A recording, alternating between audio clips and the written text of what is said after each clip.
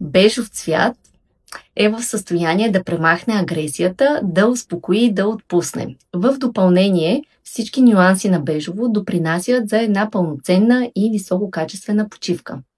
Бежовото може да се каже, че е подходящо за всички стаи и е една непреходна класика. Естествените корени на кафявото му придават релаксиращо докосване. Може да изберете кафяво за стаи, където се събира цялото семейство. Асоцииране с първичната материя, с пръста, с глината, с корените, с земята и мъртвите листа.